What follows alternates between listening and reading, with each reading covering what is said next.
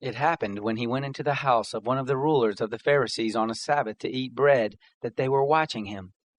Behold, a certain man who had dropsy was in front of him. Jesus, answering, spoke to the lawyers and Pharisees, saying, Is it lawful to heal on the Sabbath? But they were silent. He took him and healed him and let him go. He answered them, Which of you, if your son or an ox fell into a well, wouldn't immediately pull him out on a Sabbath day? They couldn't answer him regarding these things. He spoke a parable to those who were invited when he noticed how they chose the best seats, and said to them, When you are invited by anyone to a marriage feast, don't sit in the best seat, since perhaps someone more honorable than you might be invited by him. And he who invited both of you would come and tell you, Make room for this person. Then you would begin with shame to take the lowest place. But when you are invited, go and sit in the lowest place, so that when he who invited you comes, he may tell you, Friend, move up higher. Then you will be honored in the presence of all who sit at the table with you.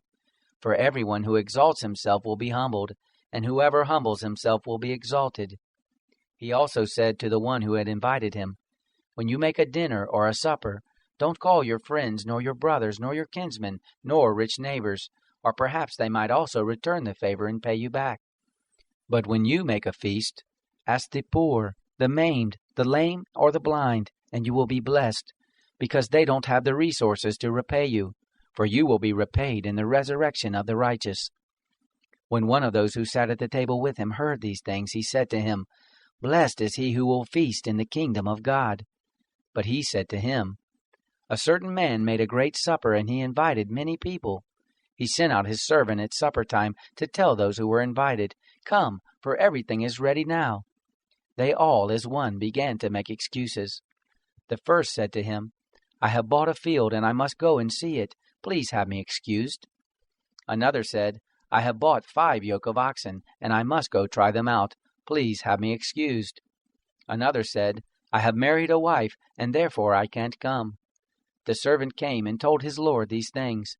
Then the master of the house, being angry, said to his servant, Go out quickly into the streets and lanes of the city, and bring in the poor, maimed, blind, and lame.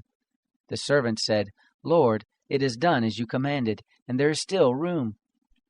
The Lord said to the servant, Go out into the highways and hedges, and compel them to come in, that my house may be filled.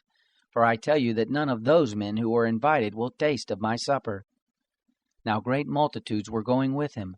He turned and said to them, If anyone comes to me and doesn't hate his own father, mother, wife, children, brothers and sisters, yes, and his own life also, he can't be my disciple. Whoever doesn't bear his own cross and come after me can't be my disciple.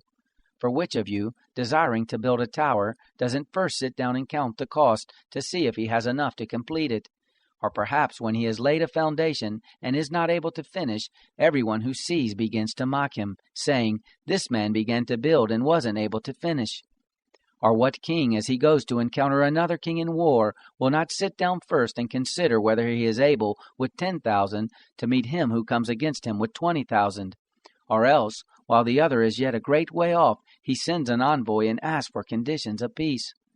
So therefore, whoever of you who doesn't renounce all that he has, he can't be my disciple. Salt is good, but if the salt becomes flat and tasteless, with what do you season it? It is fit neither for the soil nor for the manure pile. It is thrown out. He who has ears to hear, let him hear.